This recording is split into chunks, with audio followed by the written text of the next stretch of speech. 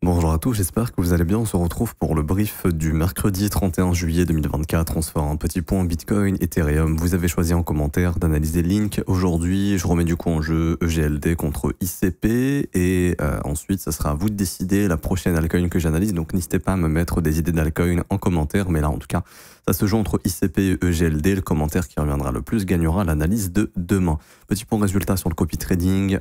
3 TP hier, 1 sur BGBETH, 1 sur XRP, 1 sur AR, plus de nouveaux ordres fil qui atteindront leur TP bientôt.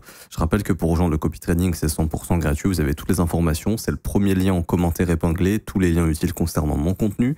Vous cliquez sur ce lien, ça vous ramène sur cette petite page. Vous vous inscrivez sur Bitget via notre lien partenaire si ce n'est pas déjà fait. Une fois que c'est fait, vous cliquez sur rejoindre copy trading, vous mettez votre prénom, votre mail, votre identifiant Bitget et vous cliquez sur rejoindre. Ensuite, vous allez recevoir un petit formulaire par mail, enfin l'accès simplement au copy trading. Vous regardez cette vidéo, configurez le copy trading et dedans, je vous explique absolument tout. Et aussi, n'hésitez pas à rejoindre le Discord puisqu'on fait des updates et on vous explique tout. Il y a un support sur le Discord qui vous aide si vous avez du mal. Donc vraiment, n'hésitez pas à venir. Et si vous voulez être tenu au courant des prochaines stratégies, etc. et des nouvelles places qui sont débloquées, ça se passe sur le Discord. Alors, pour revenir sur BTC pour l'instant, alors aujourd'hui déjà, première chose, FOMC, hyper important. Décision au niveau des taux d'intérêt, ça va générer beaucoup de volatilité et ce qui va se passer, c'est surtout de la volatilité pendant le discours parce que Powell va dire voilà, on veut ces objectifs-là, la baisse des taux ça sent bon, la baisse des taux ça sent pas bon, ça sera pour plus tard, ça sera pour maintenant, etc. Il faut savoir qu'actuellement le marché est en train de pricer une non-baisse des taux pour ce soir à 97% je crois. 95,9 ici, donc ça devrait être un non-event, enfin pas un non-event, mais voilà, en tout cas au niveau des taux, on ne devrait pas les baisser maintenant. Le marché se projette sur une baisse des taux en septembre 2024. Vous voyez ici, on serait sur 85% de probabilité d'aller chercher la baisse des taux. Là, on est entre 525 et 550, 500, 525, 4% pour aujourd'hui. Par contre, en septembre, 85% ici de baisser les taux.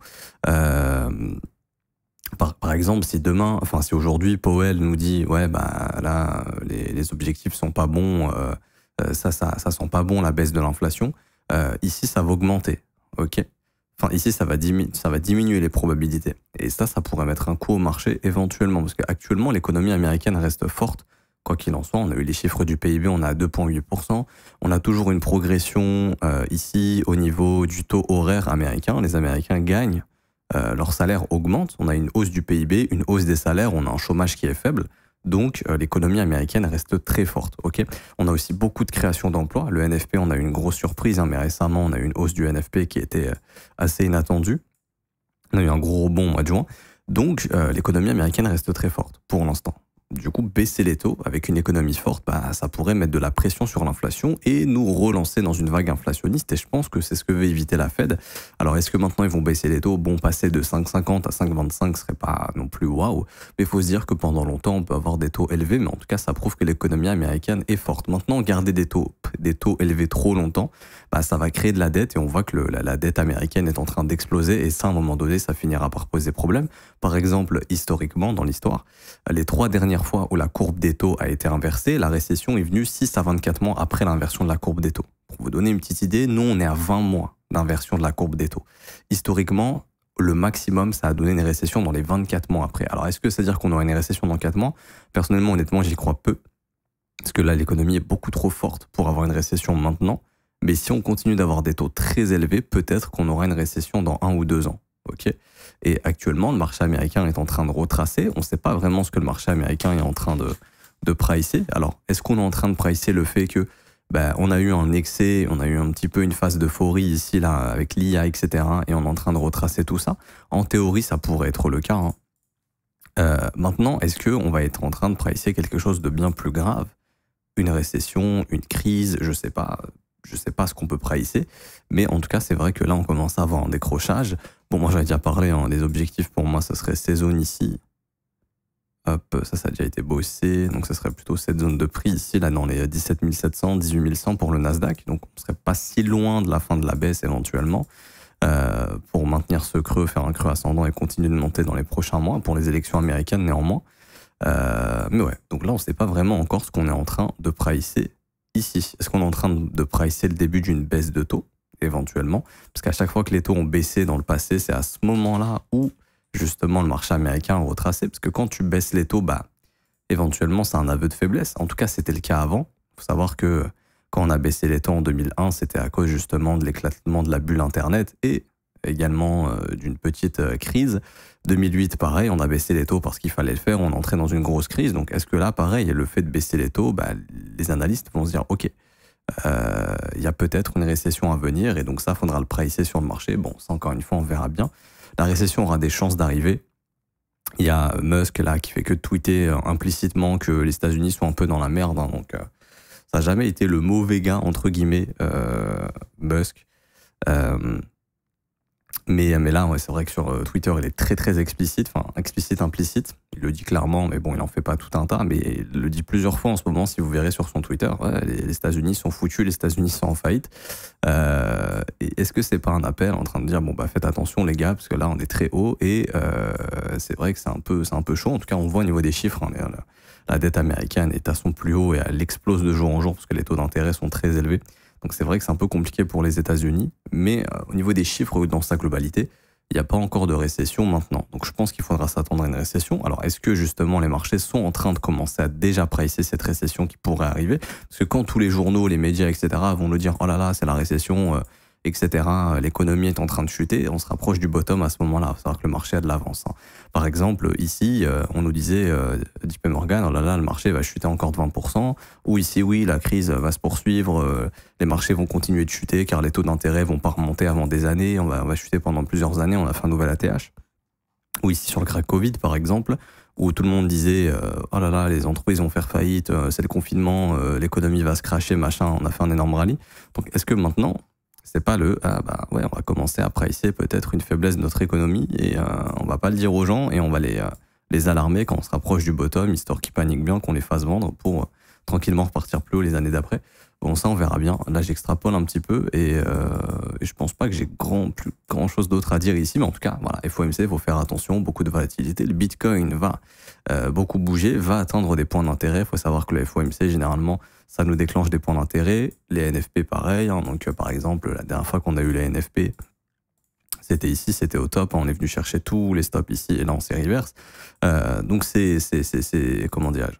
Le NFP, etc., ça blague pas, et le FOMC encore moins. Ok. Maintenant, d'un point de vue technique, pour revenir ici en horaire sur le Bitcoin, pour l'instant, le marché respecte toutes les imbalances baissières. C'est-à-dire qu'ici, il y a une imbalance baissière, on vient la combler, c'est ce qu'on appelle du rebalancing, et on dump. Ok, donc le flux est toujours baissier. Ici, j'en avais parlé, fallait surtout pas perdre cette zone ici, ça pouvait nous ramener au moins jusqu'à ce lot, ça a été tag, mais là, pour l'instant, il n'y a pas de reversal encore. Pareil, imbalance baissière qui s'est formée ici. Le marché est revenu en taguant cette imbalance, on se fait rejeter. Il n'y a plus d'imbalance, on a une petite ici, pareil, comblée, on se fait rejeter. On est en train de faire une imbalance ici également qui pourrait être comblée et se faire rejeter éventuellement. Si on la casse ici, ce serait un bon signe. Ok, ce serait un bon signe que il y a peut-être une inversion, peut-être ici aller chercher les stops, hop, casser cette imbalance. Et là, on pourrait éventuellement retourner le prix pour aller bouffer tous ces stops et retravailler ces imbalances baissières ici. Quoi qu'il en soit, ces imbalances risquent d'être rebossées. Moi, je ne serais pas étonné que ça arrive en fin de semaine, éventuellement. Pourquoi? Parce que vendredi, on a le NFP et à un moment donné, ça faudra bien revenir retravailler ces zones à un moment. Et le NFP ou aujourd'hui le FOMC, ça pourrait être un bon moment, mais pour l'instant, je vois pas encore d'inversion sur ce mouvement baissier. Et oui, il faut être dans le sens du vent, et pour l'instant, ce flux ici est toujours baissier. Alors, on regarde sur l'autre gauche, du coup, on est en train de travailler toutes ces zones. Donc là, il y avait une belle zone d'inefficience, ça a été bossé ici parfaitement. Vous voyez, on l'a bien travaillé, on tient ça avec des cordes de chandelle. Là, on essaie de s'installer en dessous. Si on s'installe en dessous, à ce moment-là, moi, ce que je fais, c'est que je regarde la réjection du prix ici, je regarde les 0,5. Hop, si on s'installe sous les 0,5 sur cette mèche de réjection, là je m'attendrai à un nouveau plus bas, une continuation baissière. Également, il y avait une petite zone d'inefficience ici, qu'on est pareil en train de bosser. Donc vous voyez, là, en gros, cette grosse zone ici, il y avait deux grosses zones d'inefficience. On voit que le prix il est bien en train de les bosser. On avait maintenu le seuil médian. Là, si ça commence à céder, il faudra s'attendre à une continuation de la baisse jusqu'à la prochaine zone d'inefficience. Parce que oui, le gros pump ici qui a été fait vendredi dernier, laissait derrière lui beaucoup d'inefficience. Okay, et là, le marché il est en train de faire ce qu'on appelle du rebalancing. Donc, c'est exactement ce qu'on a là, des imbalances qui vont être rebalance à un moment donné. Là, on est en train de rebalance ici ces zones. Ça, faut voir que ça, en gros, si vous voulez, entre guillemets, les algorithmes voient ça comme des gaps ici à venir combler. Hein. Donc c'est normal d'avoir un push du prix vers ces zones. Prochaine zone, du coup, 65 100 $, 65 000 $. Donc, je pense que ça va être tag, ça, aujourd'hui. Et si jamais on a un mouvement qui est assez impulsif et qui veut aller chercher des points d'intérêt pour le FOMC, à ce moment-là, ce serait les 63 456. Alors, pourquoi ce niveau particulièrement? Car c'est ce qu'on appelle une sell side liquidity. C'est une zone dans laquelle il y a beaucoup de sell stop qui vont s'exécuter. Et ces sell stop pourraient être de la contrepartie de gros poissons s'ils veulent se positionner à l'achat pour ramener le prix plus haut par la suite éventuellement, ou juste pour revenir tester ces zones de prix ici. Maintenant, quand on regarde le prix en weekly, et là je vous invite à être attentif, j'en parle souvent, la dernière bougie haussière ici n'a pas connu de cassure de son plus haut, et on en parlait lundi, ici prise de stop, et en théorie, le marché maintenant a de grosses probabilités d'aller chercher le plus bas de la semaine dernière. Ici, les 63 530 $. Là. Pourquoi? Parce que le marché est venu prendre le sommet. Il se fait rejeter au niveau des corps de chandelle du sommet précédent. Ici, par exemple, vous voyez les corps de chandelle ici. On rejetait le prix une fois, une deuxième fois, une troisième fois, une quatrième fois. Ensuite, on s'est reverse. Maintenant, on se bat sur ces corps de chandelle ici qui connaissent un rejet. Et le marché est venu prendre le sommet weekly, donc son point d'intérêt, ça pourrait être ce plus bas weekly. Sachant que là, il y a une imbalance weekly qui s'est formée, donc ça, c'est un gros point d'intérêt pour le prix, éventuellement. Je dis bien éventuellement. Ça ne veut pas dire qu'on va y aller, mais ça devient un point d'intérêt, et en gros, c'est ce niveau que je vous ai montré ici, là. Hop, en H1. Maintenant, pour revenir ici, on retourne en daily sur le Bitcoin et on avait parlé de cette zone d'inefficience. Donc ça, il faudra faire attention. En plus, aujourd'hui, c'est le FOMC, mais c'est pas que. C'est le dernier jour du mois, donc il y a la clôture mensuelle. Il faut savoir que les marchés bougent beaucoup. Le jour de la dernière, le dernier jour du mois. Et ici, vous voyez tout simplement cette inefficience haussière en daily qui, pour l'instant, n'est pas respectée. Alors, je vous rappelle que la dernière fois que c'est arrivé, c'était là et on a été sauvé in extremis. Vous voyez, on a une grosse mèche, une grosse remontée. Donc ça, c'est ce qui peut arriver pendant le FOMC éventuellement. Mais si jamais ça n'est pas le cas et qu'on perd cette zone d'inefficience, à ce moment-là, le prix reviendra, j'en ai déjà parlé, bosser ici cette mèche. Et le seuil médian autour des 64 400 $ devient un niveau intéressant. Alors quand on sait ça et qu'on regarde la dynamique horaire, si jamais cette imbalance ici est perdue, bon bah là on voit que la dynamique pour l'instant est toujours baissière en horaire. On recomble ces inefficiences ici que je vous ai indiquées. Et si là, cette vague haussière, en gros, si toute cette zone ici n'arrive pas à tenir le Bitcoin, là, vous voyez qu'on est en train de bosser.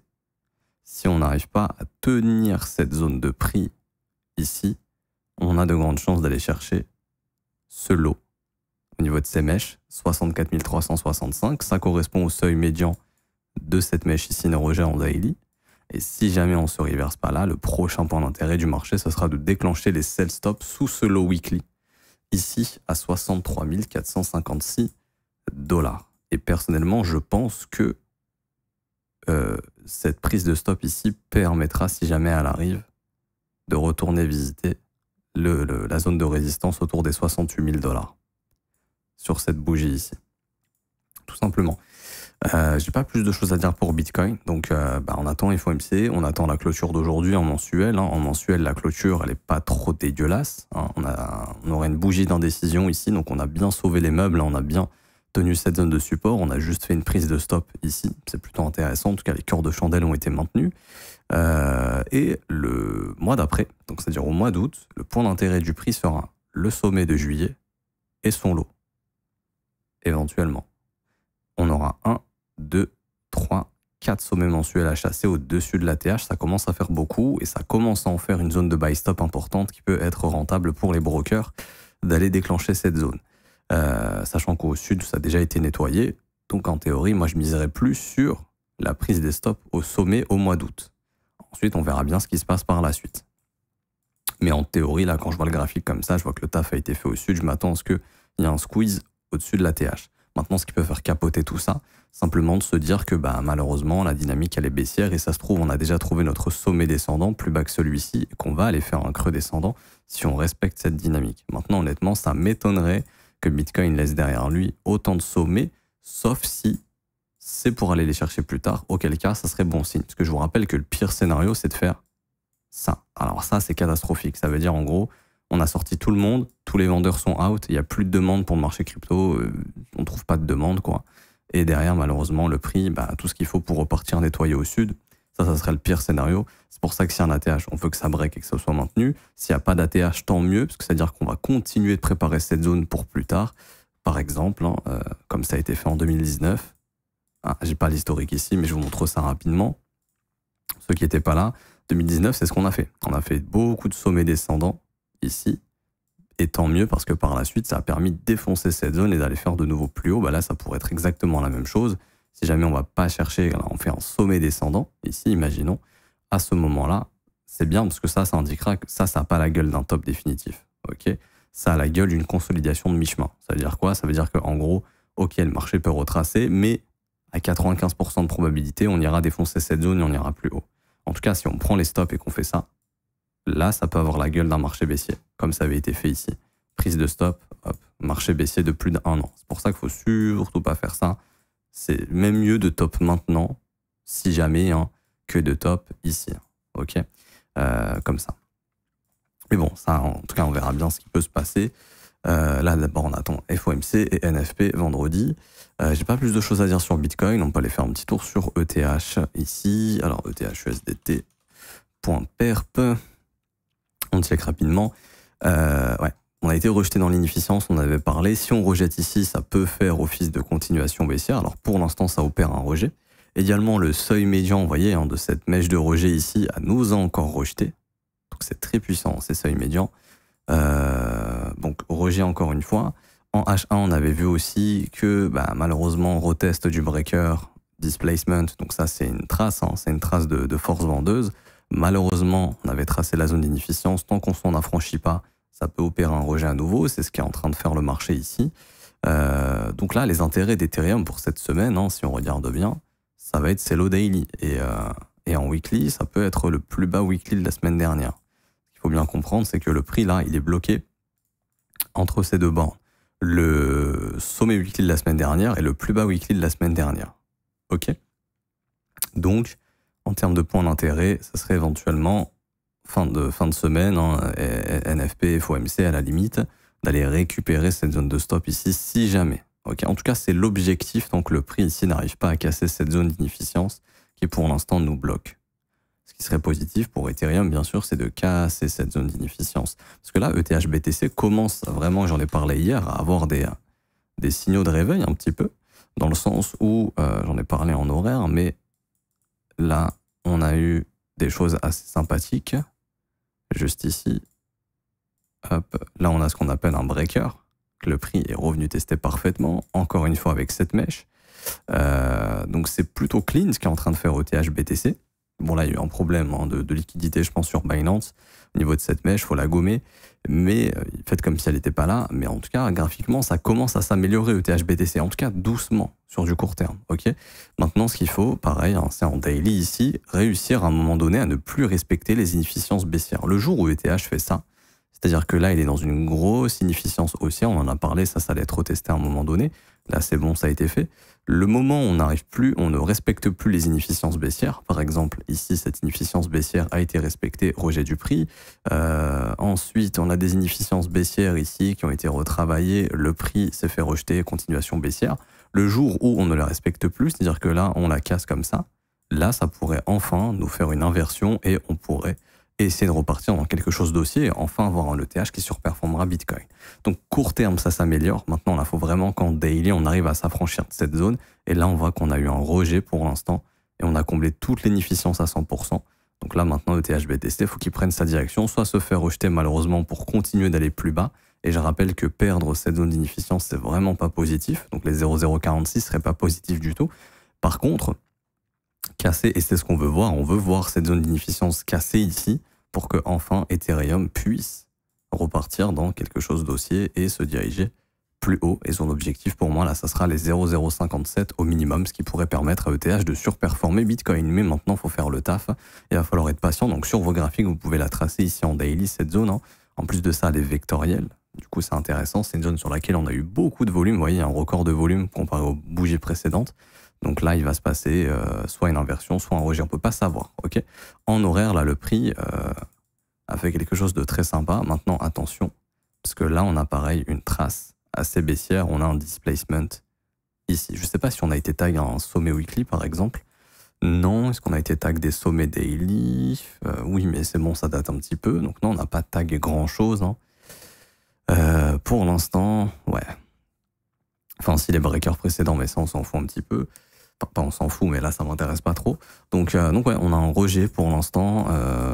Pré-FOMC, ce que je vais surveiller aujourd'hui, parce que des imbalances baissières dans une imbalance baissière, attention, hein, ça peut causer un rejet, c'est cette zone de prix que là, on est en train de retester. Là, en horaire pareil, il faudrait regagner cette zone ici pour essayer d'aller faire un nouveau sommet, continuer la dynamique haussière et enfin résoudre tout ce morceau à d'imbalance en daily. Ça sera assez positif. Et pour finir, alors le link, j'en ai déjà parlé, mais lui, il a la gueule d'un marché baissier là, actuellement, malheureusement. Donc c'est bien, il y a des prises de stop, mais le prix fait des prises de stop, mais il y a de moins en moins de force. C'est-à-dire qu'ici, il y a une prise de stop. Mais cette prise de stop, ne nous a pas permis d'aller faire un nouveau sommet. Elle a fait ce qu'on appelle du rebalancing. Donc en fait, on est venu prendre les stops, on est juste venu combler les imbalances. Donc là, il y avait tout ce morceau à combler, ça a été comblé, et il reste un petit morceau ici, et comme par magie, le prix est venu top ou ici. Ok. On rebaisse, on refait un nouveau plus bas, on a une nouvelle prise de stop qui s'est effectuée. Ok, il y a un rebond, pareil. Pour l'instant, ce rebond est hyper faible, il n'est pas très fort. Pour l'instant, ça peut changer hein, ces prochains jours et ces prochaines semaines, mais pour l'instant, c'est pas le cas. Et pareil, on a refait des imbalances baissières ici. On est venu chercher ce sommet weekly, c'était une bougie de range ici. Hop. Voilà. On est venu prendre les stops, rejet immédiat. Il y avait une toute petite zone d'inefficience en weekly ici. Ça a été comblé, rejet. Et quand on prend des zones de stop et que le marché rebondit de moins en moins, c'est que la pression vendeuse est trop forte en fait. Enfin, en tout cas, c'est que le prix veut push plus bas. Et à mon avis, le prix est en train d'essayer d'aller se garer dans cette zone d'impulsion ici, là, qui est vectorielle. Alors on a une imbalance ici, on en a une toute petite deuxième ici, il y en avait une troisième ici, mais c'est surtout cette zone-là. Moi, personnellement, je pense que Link, il a attiré pour aller chercher la zone des 9,72 à 7,70 $. Donc je sais qu'au prix actuel, ça fera encore une chute de 30 à 40%, mais très souvent, quasiment 90% du temps, les inefficiences vectorielles sont comblées. Par exemple, vous en avez une ici, ça a été comblé très vite. Là, il y en a une. Je peux en trouver d'autres. Hein. Par exemple, alors vectorielle, il y avait celle-ci, on est revenu combler avec ces mèches parfaitement. Il y avait celle-ci, ça a été comblé. Il y avait celle-ci, ici, ça a été comblé également. Il y avait celle-ci, ça a été comblé. Il y avait celle-ci, ça a été comblé. Il y avait celle-ci, ça a été comblé. Là, il y a juste elles qui n'ont pas été comblées, là. Après, c'était le début du projet. Quoique, si ça a été comblé, en fait. Elle a bien été comblée, on est revenu dedans. Il y a juste elle, ici, là, qui n'a pas connu... qui n'a pas été comblée. Mais en tout cas, sur déjà 10 qu'on a vu, on a 9 qui ont été comblés. Donc, on est bien sur un 9 sur 10 pour l'instant. C'est très souvent comblé. Ok, pas 100% du temps, mais je vous dirais au moins 80-90% du temps, c'est le cas. Et là, vous voyez, c'est mensuel en plus. Donc là, entre 10,46 $ et 8,28 $, il y a de grandes chances d'y revenir. C'est pas pour vous faire flipper. Et justement, il faut pas flipper. Ces zones d'achat sont excellentes. Si vous avez des convictions sur Link, c'est là le moment de poser des buy limits. Et si vous êtes exécuté, vous aurez du Link à un bon prix. Sachant qu'en plus de ça, ces inefficiences sont dans ce qu'on appelle une zone discount. C'est sous les 0,5. Ici. Donc là, ces imbalances, elles sont très intéressantes pour de l'achat. Et si on fait un petit retracement classique, hein, zone de rechargement, ça serait en zone de rechargement. Et les altcoins, généralement, leur zone de rechargement à elles, c'est 78,6, 88,6. Donc là, vous voyez, ça permettrait de venir chercher cette zone de prix. Et là, ce serait très intéressant. Et également, ici, on avait un range qui a connu consolidation, manipulation, expansion. Bah, ça permettrait aussi de revenir chercher le haut du range, ici, là. Ok. Donc ces niveaux sont vraiment pas dégueulasses. Si on y revient, c'est le moment d'acheter du Link. Si vous avez des convictions dans Link, bien évidemment. Ok. Maintenant, alors on va regarder si on a d'autres informations mensuelles en termes de points d'intérêt. Prochain point d'intérêt, ce sera ce plus bas mensuel ici en novembre, donc sous les 10,50 $, qui nous permettrait d'aller chercher la zone d'inefficience ici qui nous attire. Et ça nous attire comme un aimant. Donc j'ai l'impression que c'est ce qu'essaye d'aller déclencher le prix, honnêtement. Pour le moment, ici, sur Link, je vois pas nécessairement encore de structuration de bottom. Alors en daily, il y a éventuellement quelque chose qui est pas trop dégueulasse sur cette jambe d'impulsion, qu'on est déjà en train de rebosser. et là, il faudrait qu'elle se soit maintenue. Vous voyez, pour l'instant, c'est le cas. Si on perd cette impulsion haussière, prochain intérêt du prix, c'est d'aller chercher les 11,10 $. Là, ce qui peut sauver Link ici, c'est vraiment cette zone qui pourrait lui permettre, pourquoi pas, d'essayer d'aller chercher des inefficiences plus hauts dans les 17 $, 16 $. Mais en tout cas, en weekly, ça a une gueule de marché baissier depuis à peu près mars-avril 2024. En tout cas, on a quitté la dynamique haussière qui faisait des creux et sommets ascendants. Là, on est dans un marché qui fait des sommets et des creux descendants. Donc le flux est baissier ici pour l'instant. Et là, il y a cette grande jambe d'impulsion qui, à mon avis, va être retravaillée. Et à ce moment-là, ça permettra de poser un bottom une fois que ce sera fait pour aller revisiter plus haut. Personnellement, je pense que Link reverra un ATH. C'est une altcoin qui a très bien fonctionné en 2024. Je pense qu'il y a eu de l'intérêt institutionnel et il y en aura encore probablement. Donc dans ces zones de prix, ouais, vraiment c'est intéressant. Entre 7 et grosso modo 10, 11 $, c'est vraiment intéressant. Ce sera vraiment des zones d'achat qui sont cool si jamais on y vient. Si on n'y vient pas, que le marché a déjà bottom ici, bah là il faut nous remontrer de la force et ce serait bien de voir quelque chose comme ça, hein, pour repartir dans l'autre sens et repartir dans quelque chose d'haussier. Mais pour l'instant, c'est pas encore le cas. Donc vigilance ici. Et j'ai pas plus de choses à dire. Je voulais juste regarder les points d'intérêt annuels. Voilà, on est venu chercher le plus haut de 2023. Là, c'est complètement normal hein, de calmer un petit peu le jeu. Si vous regardez bien, une fois qu'on est venu taper le plus haut de 2023, on a consolidé dessous, bam, on est venu le déclencher, et là, on s'est mangé des grosses réjections baissières. Donc, on a tapé un énorme point d'intérêt, et quand il y a un gros point d'intérêt qui est tapé, et qu'on commence à avoir des grosses jambes baissières comme ça, bah, très souvent, là, on repasse dans quelque chose de baissier. Bon, après, je vous dis, hein, le prochain point d'intérêt, en théorie, ça pourrait être les 5 $, mais j'y crois moyen, j'y crois même zéro. Allez, j'y crois 1%. Je pense pas que Link ira faire un tour sous le plus bas de 2023. Bon, si jamais on y vient, c'est un bail excellent, mais honnêtement, je n'y crois pas trop. Un plus bas trimestriel, pourquoi pas? Allez, s'il y a vraiment une grosse chute, 7 $, quelque chose comme ça, mais bon, même là, ça me paraît un peu probable. Mais là, vous voyez, cette zone d'inefficience, pareil qu'on est en train de bosser. Donc il y a vraiment des zones de prix à bosser, c'est ce qu'est en train de faire Link, il faut le laisser bosser ces zones, et vous, votre rôle, si vous avez des convictions, là dans ces zones d'impulsion qui n'ont pas été retravaillées, c'est de foutre des petits buy limites, et si vous êtes exécuté, vous avez un bon prix, puisque depuis le top de 2024, si on y va, vous achetez à 65%, 55% moins cher à peu près, c'est cool, c'est de bons prix, on achète bas, on vend haut, ce serait des zones intéressantes, il ne faut pas flipper si on y va. C'est plutôt des zones où il faut chercher justement à se positionner si vous avez des convictions haussières pour la suite. Et votre prochain point d'intérêt, ça sera le plus haut de 2024. Donc imaginons que Link, son plus haut en 2024, c'est ça. En 2025, son point d'intérêt majeur, ce sera de revenir taper les 22,87. Donc si vous achetez ces zones-là entre 7 et 9 et 10, allez, je veux dire entre 7 et 10 $, si jamais on y vient, vous savez qu'en 2025, vous aurez la possibilité très probablement de revendre vos lignes au moins vers les 23 $. C'est un investissement qui est plutôt sympa. Maintenant, il faut être patient et surtout, faut des convictions. Voilà. Bon. Et j'ai pas plus de choses à dire. Après, les objectifs, bien sûr, ce sera cette zone, hein, 38 $ si vraiment il y a de la force.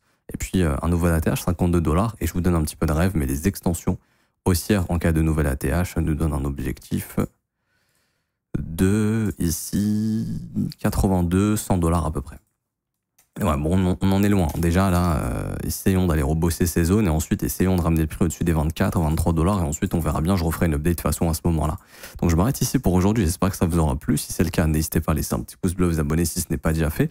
Également, vous avez la possibilité de rejoindre le copy trading et l'école. Donc c'est le premier lien en commentaire épinglé. Tous les liens utiles concernant mon contenu. Ça vous ramène à nouveau sur cette petite page. Vous avez le copy trading ici que je vous expliquais en début de vidéo. Et vous avez l'école si vous souhaitez vous former, commencer une formation de trading sérieuse, vous former à mes côtés, aux côtés des professeurs, des élèves avancés également, avoir accès au Discord, donc à la communauté des élèves, également avoir accès à une formation qui vous est offerte quand vous rejoignez l'école, et en plus de ça, des briefs quotidiens tous les jours où on apprend, on analyse les marchés, on trouve des opportunités, et vous avez en plus de ça un support dans le Discord, et vous aurez les réponses à toutes vos questions. Donc ça commence à partir de 49 € par mois, c'est sans engagement, et vous avez aussi les offres 3, 6 et 12 mois qui sont moins chères si vous souhaitez justement avoir un abonnement plus long terme et ne pas être facturé tous les mois si vous n'annulez pas le renouvellement.